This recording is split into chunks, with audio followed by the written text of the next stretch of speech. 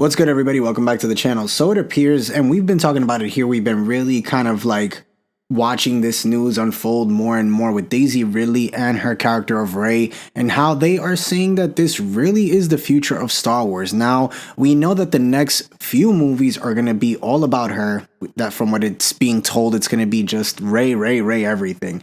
And I'm kind of just like, man, if anything at this point, I think by the time the movie comes out, I think I'm going to have a burnout of this character.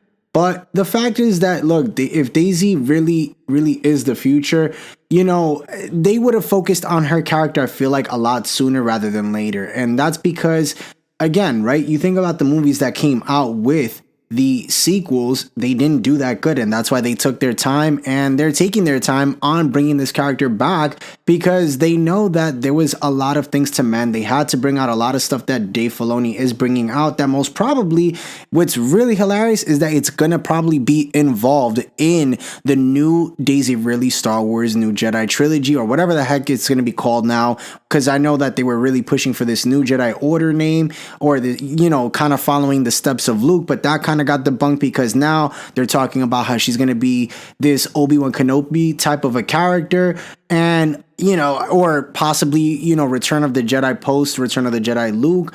I don't know. And that's the thing, is that, you know, she said that she read the script. She hasn't come out and really said much. Star Wars, you know, lost their writer and got a new writer with Simon Kinberg now at the forefront of it all. And again, it's still concerning because as that is news, yes, it's still concerning because what happens if this now director, writer ends up leaving, and now they're kind of at an abyss again. And I think that that's the part that's laughable, because everything that we've had from Star Wars so far has either been late, delayed, or put to the shelf. And look at Rangers of the New Republic. That got put to the shelf, and I don't even think that's coming out anymore. You know, the Lando thing, that was supposed to happen, not happening anymore with Donald Glover. So there are a lot of things, and yes, those were TV shows, but they were said to be big, and they were said to be a big part of, you know, the Disney Plus, you know, stuff. So it's interesting to see all of that, kind of how that unfolded and how this is unfolded with different visions and versions of the film. Now, again, look at what happened with the sequels.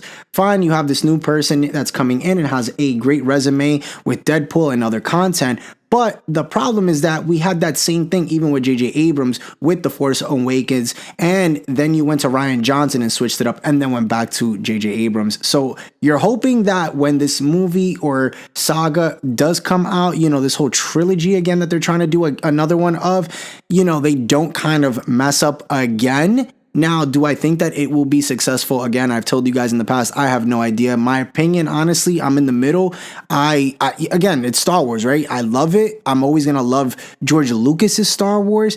Do I want them to succeed? Of course, because I want to, you know, I want to pay for a movie that I'm going to enjoy. You know, I want to go to the movies and go see Star Wars and enjoy it. You know, I don't want to go kind of going into The Force Awakens the way I did, you know, into The Last Jedi coming out, being like, what just happened? And I think that that's, again, a lot of the problem with the sequel trilogy, is that you had a lot of people that were divided and were very confused as to the vision of the two films that were supposed to be connected. And kind of like you watch Rise of Skywalker after, and you talk about a big FU with a middle finger. Yeah, that's what J.J. Abrams did to Rian Johnson's The Last Jedi.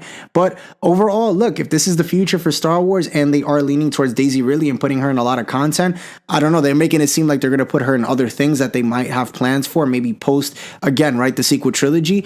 I'm interested to see what they got. I'm hoping that it has nothing to do with the Skywalker saga. Still, I mean, it is a part of it, but something different. We'll see what happens. But guys, let it up in the comment section, and I will catch you guys in the next video.